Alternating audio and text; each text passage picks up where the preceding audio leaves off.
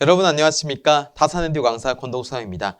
이번 강의는 10장 배전선로의 부하 특성 및 운용에 대한 기출문제를 풀어보는 시간이 되겠는데요. 우리가 10장에서 배웠던 내용들을 곰곰이 떠올려 보면은 첫 번째 부하 특성이 있었죠. 부하 특성에는 크게 수용률, 부하율, 부등률 이렇게 세 가지가 있었습니다. 자, 그것에 대한 정의와 특성들에 대해서 우리가 특징들에 대해서 알아봤었고요. 자, 그리고 그 뒤쪽으로 가게 되면은 이제 손실 계수라든지 아니면 배전선로의 전압 조정 장치라든지 아니면 단권 변압기 이런 것들에 대해서 좀 알아봤고요. 그리고 전압 조정뿐만이 아니라 이 플리커 현상에 대한 현상의 특징과 그리고 방지 대책에 대해서 우리가 알아봤습니다. 어떻게 기억이 나시나요? 우리가 그 내용을 토대로 이번 기출문제를 통해서 어떠한 문제들이 출제됐는지 한번 저와 함께 알아보겠습니다. 자, 1번 저압 배전 선로에 대한 설명으로 틀린 것은 이라고 했는데, 자, 여러분 저압 뱅킹 방식 우리 9장에서 배웠잖아요. 저압 뱅킹 방식이 뭐죠?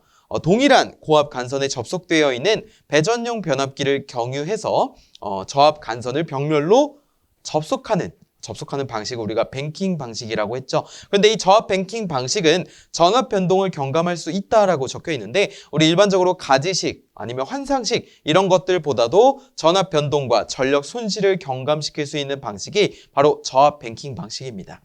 자, 그리고 2번 보시면 밸런서라고 되어 있는데요. 밸런서는 단상 2선식에 필요하다라고 되어 있는데, 자, 여러분 단상 2선식이 아니라 어디죠? 단상 3선식입니다. 자, 우리가 왜 단상 3선식에 저압 밸런서가 사용이 된다고 배웠나요? 우리가 일반적으로 단상 3선식에는 전력선뿐만이 아니라 어떤 선이 위치하죠? 중성선이 위치하죠. 그러니까 즉 전력선 이렇게 두 개가 있는 것뿐만이 아니라 가운데에 중성선이 위치하게 됩니다. 자, 그렇죠? 그리고 어떠한 일종의 부하들이 이렇게 접속이 되어 있다고 한다면 일반적인 상태에서 이 불평형 부하인 경우, 여기와 여기가 불평형인 경우, 부하인 경우에 만약에 중성선이 단선이 된다면 이것이 마치 직렬로 접속되어 있는 것과 같기 때문에 불평형 부하로 인해서 전압의 불평형이 발생하게 됩니다. 그러면 선로에 막대한 손실을 끼칠 수가 있게 되는데, 저압 밸런서를 사용하게 되면 이 뒤쪽에 선로의 말단에, 배전선로 말단에 저압 밸런서를 설치해 줌으로써, 즉 저압 밸런서라고 하는 것은 일종의 단권 변압기입니다. 그런데 권수비가 1대 1이에요. 누설 임피던스가 작은 단권 변압기를 이제 저압 밸런서라고 보시면 되겠는데, 자, 이렇게 저압 밸런서를 부하 배전선로 말단에 설치해 줌으로써 선로에 흐르는 전류를 평형시켜줘서 우리 선로 손실을 막아주게 되는 것입니다. 그것이 바로 저압 밸런서라고 하는 것이고, 핵심은 뭐예요? 단상 2선식이 아니라 단상 3선식, 이 점을 꼭 기억을 해주시면 될 것 같습니다. 자, 3번 보시면 부하율과 손실계수 사이에는 1보다 같거나 작고 F, H, F의 제곱 0의 관계가 있다라고 되어 있는데, 우리 손실계수 H라고 하는 것은 무엇입니까?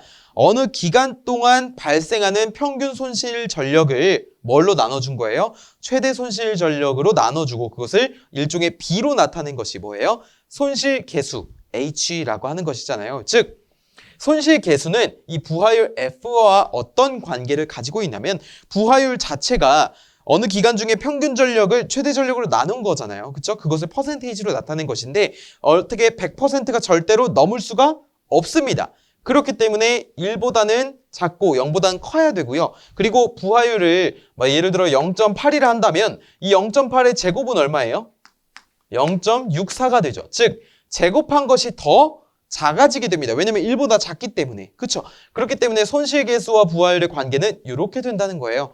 0보다는 크거나 같고 F제곱이 그것보다 크거나 같은 게 손실계수, 그것보다 크거나 같은 게 F, 그것보다 크거나 같은 게 1이라는 것입니다. 즉 요 식이 굉장히 중요하니까 여러분 이것도 꼭 기억을 해주시면 좋을 것 같고요. 자, 그리고 4번 보시면 수용률이란 최대 수용 전력을 설비 용량으로 나눈 값을 퍼센트로 나타낸 것이다 라고 했는데, 우리 설만 기억하시면 됩니다. 수용률이라고 하는 것은요, 부하 설비가 동시에 사용되는 정도를 수용률이라고 합니다. 예를 들어서 어떠한 가정집에 전력 설비가 에어컨, 히터, 냉장고 이렇게 3개가 있다고 해볼게요. 그러면 에어컨과 히터를 동시에 가동할 때가 있을까요? 없죠. 즉 전체 설비 용량 대비했을 때 에어컨과 히터는 동시에 사용할 일이 없기 때문에 그만큼 수용률이 감소하게 됩니다. 왜냐면 내가 시설한 것에 비해서 실제로 최대로 많이 사용하는 게 에어컨과 히터는 다르게 사용되니까요. 여름과 겨울에 따라 달라지니까. 자, 그렇기 때문에 수용률이라고 하는 것은 설비 용량, 그 수용가의 단독 수용가의 전체 설비 용량분의 최대로 사용할 수 있는 최대 수용 전력의 비로 나타내는 게 일반적이고요. 여기다가 이제 률이기 때문에 곱하기 100%를 해주게 됩니다. 그렇기 때문에 4번도 맞는 설명이죠. 그러면은 틀린 설명은 어떤 겁니까? 2번이죠. 2번. 단상 2선식이 아니라 어떤 것이라고요? 단상 3선식이라고요. 그렇기 때문에 우리가 정답을 2번으로 할 수가 있겠고요. 다음 문제 보시면 자, 삼상 3선식 배전 선로의 역률이 0.8인 삼상 평형 부하 몇 킬로와트래요? 40킬로와트를 연결했을 때 전압 강하는 약 몇 볼트인가? 단 부하의 전압을 200V, 전선 1조의 저항은 0.02오hm, 리액턴스는 무시한다라고 되어 있습니다. 자, 우리가 먼저 삼상 3선식이라고 했기 때문에 전선 1선당 저항으로 주어지면 이거 그대로 이용하면 된다고 했죠. 자, 우리 전압 강화라고 하는 것은 어떻게 구합니까? V분의 P에다가 R 플러스 X 탄젠트 세타로서 구할 수가 있습니다. 그렇죠? 자, 그러면 주어진 수식에 알맞은 숫자를 한번 대입을 해보겠습니다. 전압은 얼마라고 했나요? 부하의 전압 200V라고 했네요. 수전단. 200분의 전력은 얼마라고 했습니까? 40kW죠. 그러면은 와트로 바꾸면 4만이라고 할 수 있겠네요. 또는 40 곱하기 10의 세제곱 하셔도 됩니다. 자, 그리고 괄호 열고 R이 얼마라고 했습니까? 0.02라고 했어요. 그리고 리액턴스는 무시한다라고 했기 때문에 이 뒤쪽은 없다고 보면 됩니다. 그러면 0.02만 해주면 되겠죠. 자, 이것을 계산하면 얼마가 나와요? 약 4V가 나오게 되는 거죠. 따라서 정답은 몇 번입니까? 3번을 골라주시면 되겠습니다. 크게 어렵지 않은 문제인데, 자, 이런 문제의 유형이 숫자만 바꿔서 출제될 수 있습니다. 그렇기 때문에 반드시 우리가 계속해서 이제 말하는 게 이 공식이 굉장히 중요하다라는 거잖아요. 그렇기 때문에 뭐 10장에서도 이러한 내용을 되게 중점적으로 기억을 해주시면 좋을 것 같습니다. 자, 3번 단상 2선식 배전선로의 선로 임피던스가 2 플러스 J 5ohm이고 무유도성 부하전류 10A일 때 송전단의 역률은 단 수전단 전압의 크기는 100V이고 위상각은 0도이다 라고 했는데요. 자, 여기서 핵심은 무엇이냐면요. 위상각은 0도이다 이고요. 그리고 무유도성 부하전류라는 것입니다. 자, 그럼 결국에 부하가 무슨 부하라고 하는 거냐면 저항 부하라는 거예요. 저항 부하. 자, 우리가 선로가 단상 2선식이기 때문에 자, 저항과 유도 리액턴스가 있고요.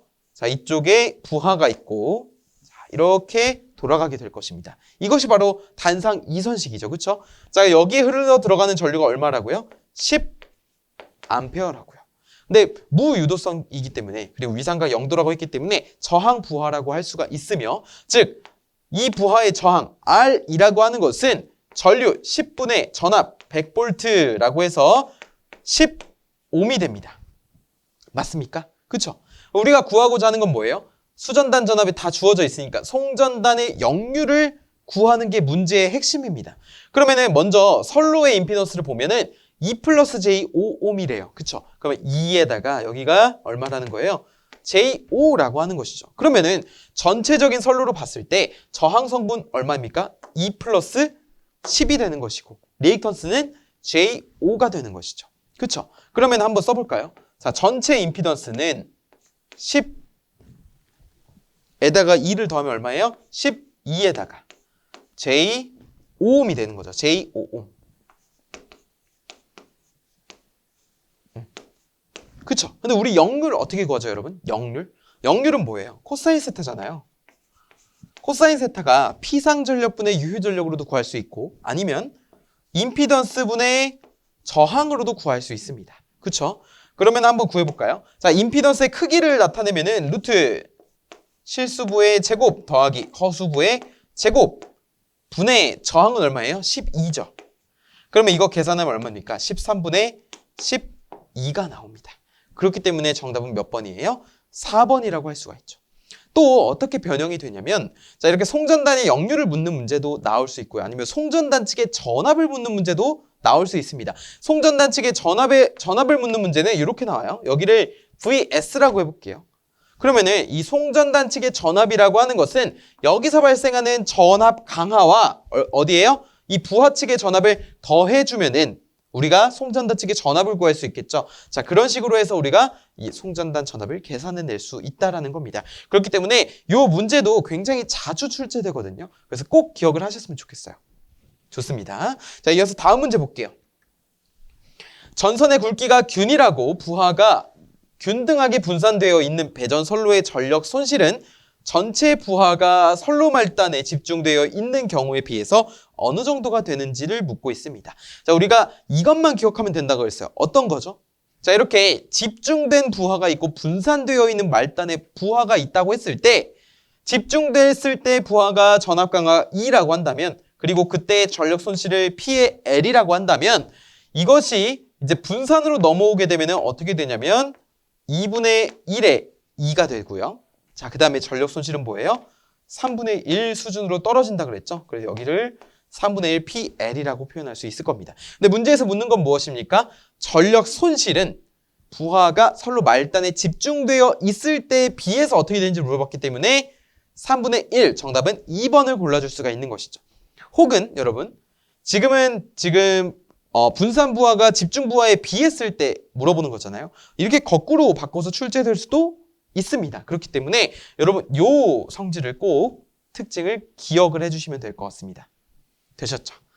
잘하고 계십니다. 자, 5번 볼게요.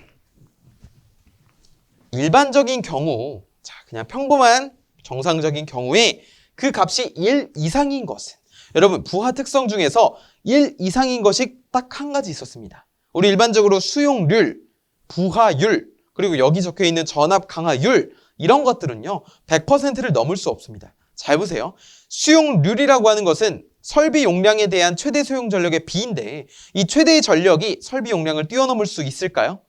우리 변압기 용량이라는 게 최대 전력에 따라서 결정되는 거잖아요. 그렇죠? 근데 설비 용량에 대해서 이 최대 전력이 절대 넘을 수가 없습니다. 그렇기 때문에 100%, 즉 1보다 아래인 값이고요.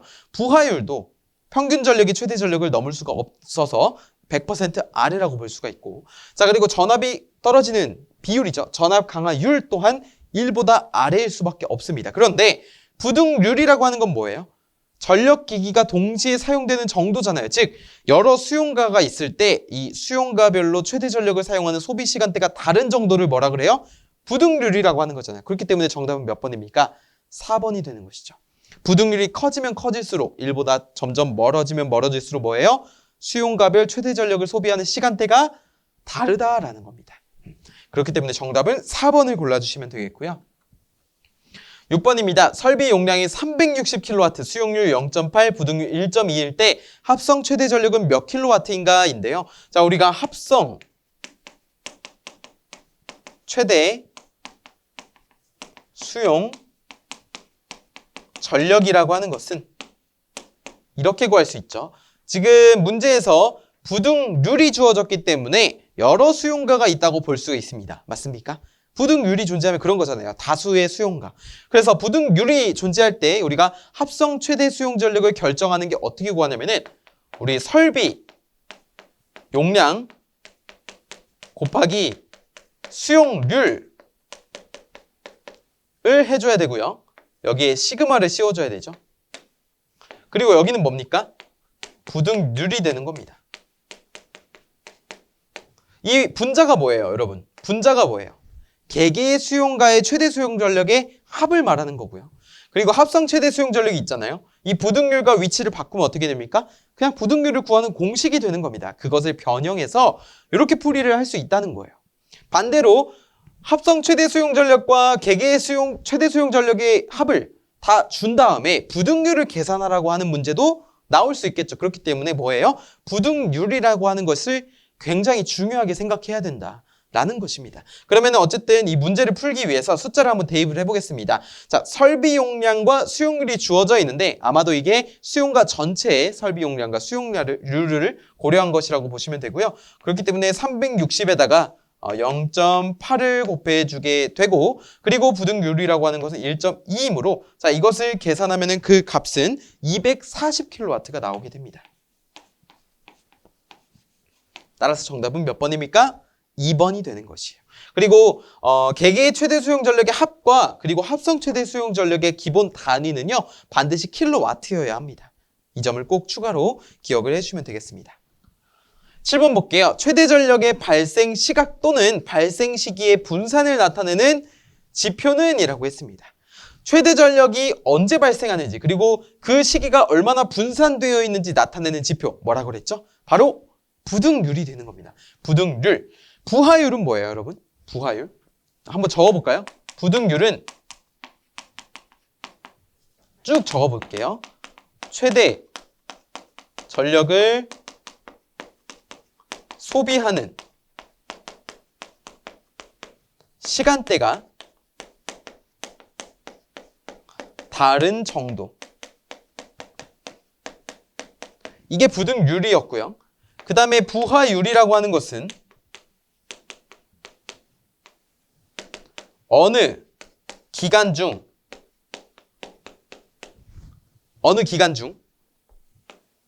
최대 전력에 대한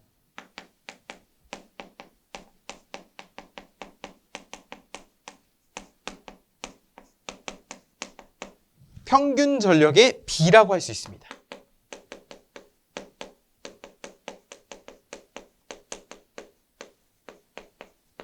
그쵸? 맞습니까? 좋아요. 자, 부등률, 부하율 했어요. 그럼 뭐만 남았어요? 수용률이 남았죠? 수용률이라고 하는 것은 무엇이냐면 부하 설비가 동시에 사용되는 정도라고 했습니다. 봤을 때 우리가 일단 정답은 1번 부등률이라고 하는 것을 알 수 있어요. 그쵸? 자, 그리고 부하율과 수용률 이렇게 구분을 지을 수가 있잖아요. 그러면은 우리가 일단은 정답을 1번이라고 하고 다음 문제 한번 보겠습니다. 이러한 정의가 묻는 문제가 나올 수 있으니까 여러분 요 정의 세 가지는 꼭 기억을 해주시고요. 다음 문제 보시면 각 수용가의 수용률 및 수용가 사이의 부등률이 변화할 때 수용가군 총합의 부하율에 대한 설명으로 옳은 것을 물어봤어요. 그러니까 즉 무슨 말이냐면은 이 부등률과 부하율과 수용률의 관계에 대해서 묻는 거죠. 그쵸? 그러면 한번 식을 적어볼까요? 여러분 부하율이라고 하는 것은 최대 전력에 대한 평균 전력의 비입니다. 그쵸?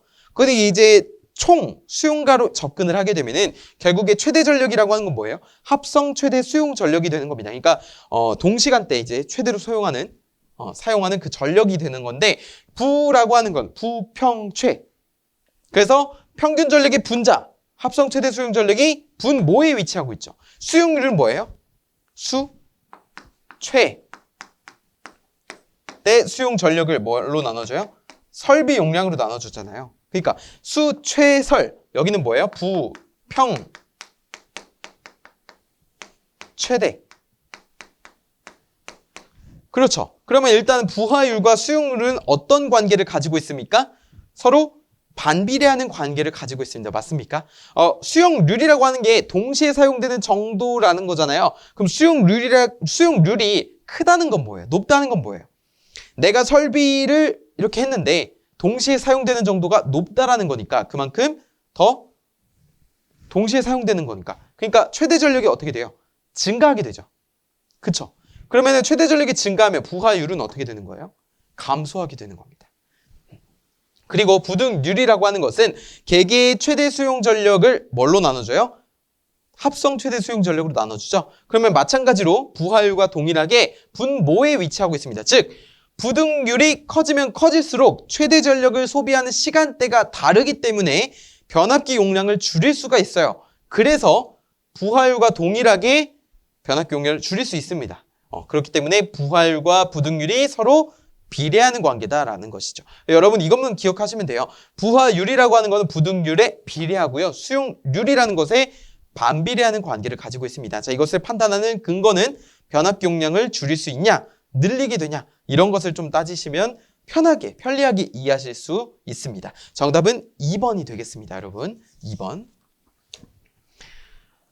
자, 그다음에 다음 중 배전선로의 부하율이 F일 때 손실계수와의 관계로 옳은 것은 이라고 했습니다. 여러분. 자, 부하율이 있고요. H, 손실계수가 있는데 요 식 이것만 기억하시면 된다겠죠. 자, 지금 1번, 2번, 3번은 다 비슷한 형태를 띠고 있는데 이 4번 친구만 조금 다른 식을 가지고 있어요. 바로 이 4번이 정답이 되는 것입니다. 그리고 여러분, 무조건 이 식만 보실 게 아니라 요 부등호 관계를 꼭 봐주셔야 돼요. 만약에 반대로 나와 있으면 이것도 오답이 되는 거니까 여러분 요 관계를 꼭 기억을 해주시면 좋을 것 같습니다. 자, 9번에 대한 정답은 4번이 되겠고요. 자, 10번 보시면 승합기에 의해서 전압 VE에서 VH로 승합할 때, 즉 저압측이 뭐예요? VE, 고압측이 VH가 되는 거죠. 자, 2차 전격 전압 E, 그리고 자기 용량 W인 단상 승합기가 공급할 수 있는 부하 용량은? 이라고 물어봤습니다. 자, 우리가 부하 용량분의 자기 용량이라고 하는 것은 어떻게 계산을 할 수 있었나요? 어떻게? 우리 승합분의 여기가 2차 고압이라고 할게요. 고압측 분의 승합된 전압이었습니다. 그쵸? 단건 변압기 승합기에서의 공식이잖아요. 즉, 근데 문제에서 물어보는 건 뭐예요? 지금? 자기 용량에 대해서, 부하 용량에 대해서 물어보고 있는 거잖아요. 부하 용량. 그러면은 이 부하 용량에 대해서 대답해주기 위해 이 자기 용량이 W가 되는 것이고 승합된 전압은 뭐냐면 VH-V2가 되는 것이고, 그쵸? 자, 그 다음에 고압 측의 전압은 VH가 되는 것이죠. 근데 문제에서 이것을 묻는 거니까 요거에 대해서 정리를 하게 되면 그럼 식은 어떻게 된다는 거예요? 부하 용량이라고 하는 것은 부하 용량 넘어가고 여기 고압분의 승합을 밑으로 옆으로 역수해서 넘겨주게 되면 어떻게 되냐면 자기 용량 W 곱하기 VH-VE 분의 VH가 됩니다. 자, 이런 것과 같은 형태를 띈 게 뭐예요? 결국에 정답이 몇 번이에요? 1번이 되는 거죠. 1번. 여기 보시면은 지금 2차 전격 전압 E 그리고 자기 용량 W라고 주어져 있는데 결국에는 이것과 같은 형태를 나타낸 것은 결국에 1번이라고 보시면 되겠습니다. 요게 바로 뭐예요? 2차 전격 전압 E가 되는 거예요. 승합된 전압. 그렇기 때문에 요것과 같은 형태를 띤 1번이 정답이 되는 것입니다. 자, 그리고 지금은 부하 용량을 물어봤지만 반대로 이제 자기 용량에 대해서도 물어볼 수도 있어요. 그렇기 때문에 아니면 요 식을 이제 알고 있으니까 요 식을 이용해서 직접 계산하는 문제도 나올 수가 있습니다. 그래서 이 부분도 꼭 기억을 해주시면 좋을 것 같아요. 자, 11번 보시면 단상 규류 회로에 3150에 210V의 승합기를 80kW, 역률 0.8인 부하에 접속해서 전압을 상승시키는 경우에 약 몇 kVA의 승합기를 사용해야 적당한가? 단 전원 전압은 2900V라고 주어져 있습니다. 자, 우리가 단건 변압기의 개요도를 조금 그려보면요. 자, 이렇게 직렬 권선이 있고 여기에 블루 권선이 있고요. 자, 이쪽으로 이렇게 전압이 승합되겠죠. 자, 그 다음에 1차 측에 가해주는 전압이 전원 측 전압을 V1 그리고 부하 측 전압을 V2라고 했을 때 여기 블루 권선에 이제 전압을 뭐라고 할까요? E1이라고 하고요. 직렬 권선은 E2라고 하겠습니다. 자, 이거는 권수에 비례하죠. 그쵸? 근데 일단 지금 보시면 3150에 210이라는 권수비 A가 주어져 있습니다. 그쵸? 근데 우리가 이 단건 변압기, 승합기에 대해서 배울 때 어떻게 했냐면 자, 2차 측 전압이라고 하는 것은 1차 측 전압 곱하기 1 플러스 권수비의 역수분의 1이라고 배웠습니다. 그쵸? 자, 그럼 이거 계산하면 뭐예요? 2900에다가 괄호치고 1 플러스 이거 A분의 1이니까 원래 A라고 한다면 210분의 3150인데 역수가 되는 거니까 3150의 분의 210이 되는 거예요. 자, 이것을 계산하면은 그 값은 3093.33V가 나오게 됩니다. 이게 뭐라고요? V2라고요. V2. 그쵸? 그쵸?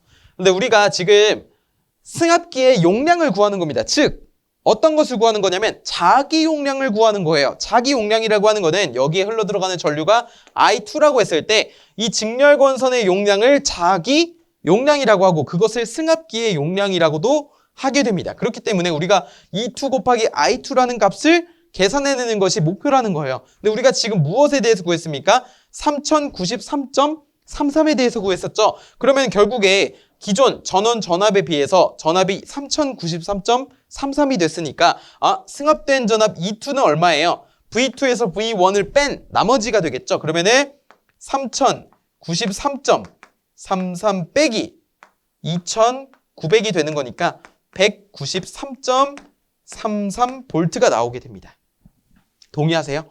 괜찮으시죠? 자, 그럼 우리가 I2에 대해서도 구해야 되겠네요. 그렇죠? I2라고 하는 것은 지금 보시면 단상이기 때문에 전압분의 전력을 해주면 됩니다. 전압이 얼마라고 했냐면 3093.33이라고 했고요. 그렇죠? 전력은 얼마라고 했냐면 80kW라고 했어요. 근데 80kW잖아요. 우리가 지금 구하고자 하는 건 킬로볼트 암페어잖아요. 그럼 우리가 일반적으로 P상 전력은 역률 0.8분의 80kW를 해줘야지만 뭐가 나와요? 킬로볼트 암페어. P상 전력이 나오죠. 자, 0.8분의 80 하게 되면은 P상 전력 100kV 암페어가 나오게 됩니다. 그쵸? 그러면 이 100을 어디다 집어넣어요? 여기다 집어넣게 되는 거죠. 근데 일단은 I2, 이 전류의 단위가 암페어가 되어야 하기 때문에 100kV 암페어면은 100 곱하기 10의 세제곱을 해줘야 됩니다. 그래야지 볼트분의 볼트 암페어가 나와서 암페어라는 값이 나와요. 자, 이것을 계산하게 되면은 전류 값은 32.33 암페어가 나오게 됩니다. 그럼 우리가 남은 건 뭐예요? 이제 계산기로 요 E2와 I2를 곱해주면 되는 겁니다. E2, I2 곱해주면은 그 값은 대략 6.8kV 암페어가 나오게 되는 것을 우리는 알 수 있습니다. 정답은 3번을 골라주시면 돼요. 자, 지금 보신 것처럼 이런 식으로 승합기의 조건들을 주고 그리고 특히 이렇게 유효전력과 역률을 주고 이렇게 자기 용량까지 계산하는 문제도 출제가 되고 있으니까 여러분 이러한 유형도 꼭 기억을 해주시면 좋을 것 같습니다. 자, 12번 배전선의 전압 조정 장치가 아닌 것은 이라고 했습니다. 자, 배전선의 전압을 조정하는 장치는 크게 세 가지가 있게 되는데요. 크게 세 가지가 있게 되는데 첫 번째는 승합기입니다. 승합기. 우리 승합기는 어느 때에 사용을 하게 되냐면 배전선로의 길이가 너무 긴 경우에 그 중간에 이제 주상변압기의 탭 조정을 통해서 전압을 조정할 수가 있거든요. 그것만으로는 부족할 수가 있어요. 왜? 길이가 길기 때문에. 그래서 중간에 무엇을 설치해요? 승합기를 설치해서 배전선의 전압을 조정할 수가 있습니다. 자, 그리고 두 번째는요. 유도전압 조정기인데 유도전압 조정기는 이제 회전자의 위치를 바꿔줌으로써 그 각도를 변화시켜서 전압을 조정하게 되는 것이죠. 블록원선의 위치를 바꿔서. 자, 그리고 세 번째는요.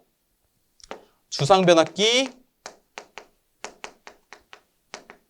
탭전환. 그리고 그 외에 선로전압 강화 보상기 등도 있게 됩니다. 자, 문제에서 뭐예요? 아닌 것을 물어보는데 이번에 잠복 근무하고 있는 저 리클로저가 있습니다. 리클로저 뭐죠, 여러분? 배전선로 보호장치잖아요. 즉 순간 고장을 제거하고 다시 재투입해주는 자동 재폐로 차단기가 뭐예요? 리클로저가 됩니다. 이 리클로저가 동작하는 횟수를 기억했다가 영구적으로 고장을 제거하는 친구는 누굽니까?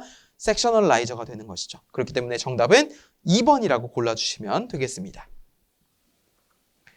자, 13번. 다음 중 플리커 경감을 위한 전력 공급 측의 방안이 아닌 것은, 자, 여러분, 전력 공급 측의 방안이래요. 그러니까 플리커 현상이 뭡니까? 깜빡깜빡이는 뭐 형광등이 깜빡인다든지 아니면 TV에 잡음이 발생한다든지 모두 다 전압이 일정하지 않기 때문에 발생하는 플리커 현상이 되는 것인데요. 이 플리커 현상을 방지하는 대책으로는 전력 선측 대책도 있고 통신 선측 대책도 있습니다. 수용가치 대책. 그렇기 때문에 우리가 전력 공급 측의 이제 입장에서 바라본다면 첫 번째로 방지 대책으로는 전용 기로 공급. 그리고 금방 말했던 통신 선측이 아니라 수용가측 대책으로 보셔야 돼요. 자, 두 번째, 이 공급 측의 방안으로 전용 개통으로 공급.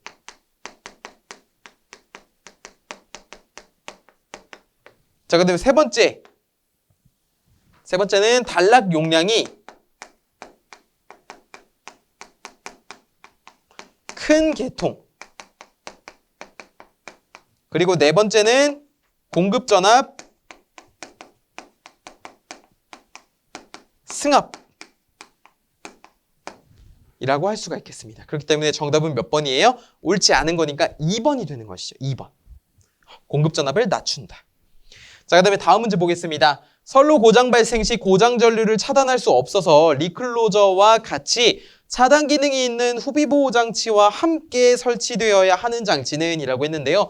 자, 여기 보시면 핵심은 어디냐면은 고장 전류를 차단할 수가 없대요. 고장 전류를 차단할 수 없기 때문에 이 리클로저와 같이 차단 기능이 있는 이런 것과 후비 보호로 채택을 해줘야 되는 그런 장치가 뭐예요?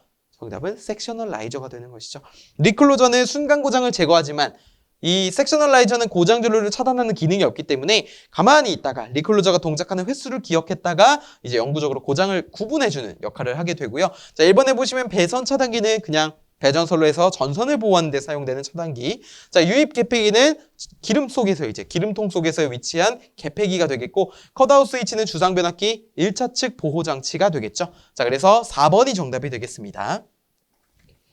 15번 송전선로에서 고주파 제거 방법이 아닌 것은 이라고 했는데, 자, 1번 볼게요. 변압기를 델타 결선한다. 우리 델타 결선의 가장 큰 특징이 뭐예요? 제3고주파를 순환시켜서 제거하는 역할을 하게 되고요. 자, 2번 능동형 필터를 설치한다라고 되어 있는데, 이거는 고주파 제거를 하는 필터를 설치하겠다는 겁니다. 자, 그리고 3번에 유도전압 조정 장치를 설치한다라고 되어 있는데, 유도전압 조정기 전압 조정하는 거죠. 즉 고주파를 제거하는 방법이 아닌 것을 고르라고 했는데, 이 유도전압 조정 장치와는 관계가 없겠죠. 그렇기 때문에 정답이 3번이 되는 것이고, 그리고 4번 보시면 무효전력 보상 장치를 설치한다라고 되어 있는데, 이 무효전력 보상 장치라고 하는 것이 설계 시에 고주파 공진을 회피하게 되고요. 그리고 상해 불평형을 방지하는 역할을 수행하게 됩니다. 그렇기 때문에 4번도 맞는 설명이에요. 정답은 3번이 되겠습니다. 자, 그리고 마지막 문제 한번 보겠습니다. 이러한 문제도 출제가 된다는 거예요. 자, 배전선로의 사고 범위의 확대를 방지하기 위한 대책. 사고 범위 확대를 방지하려면 어떻게 되죠? 구분을 지을 수 있다는 거잖아요. 고장난 회선이라든지 그런 것을. 고장 구간을 구분을 지어야 되는데, 1번 보시면 선택 접지 개전 방식 채택, 즉 선택 지락 개전 방식을 채택해 줌으로써 지락된 회선만을 선택적으로 차단할 수 있는 역할을 수행하게 되고요. 2번 보시면 자동 고장 검출 장치를 설치해 줌으로써 고장이 더 이상 파급이 확대되지 않도록 방지해주는 역할. 그리고 3번 보시면 진상 콘덴서를 설치해서 전압을 보상이라고 했는데, 이거는 관계가 없습니다. 4번 보시면 특고압의 경우 자동 구분 개폐기를 설치해 줌으로써 구분해 주는 거죠. 말 그대로 선로를. 그렇기 때문에 사고 범위를 확대를 방지할 수가 있다. 따라서 정답은 몇 번이에요? 3번이 되는 것입니다. 자, 이렇게 10장 배전선로의 부하 특성 및 운용에 관한 기출문제를 풀어보았는데요. 자, 이 내용은 굉장히 자주 출제되는 내용이니까 이거는 꼭 기억을 하시고, 다음에 이제 문제풀이 그리고 실제 시험에 가셔도 좋은 결과 있으시길 바라겠습니다. 저는 또 다음 강의에서 찾아뵙겠습니다. 감사합니다.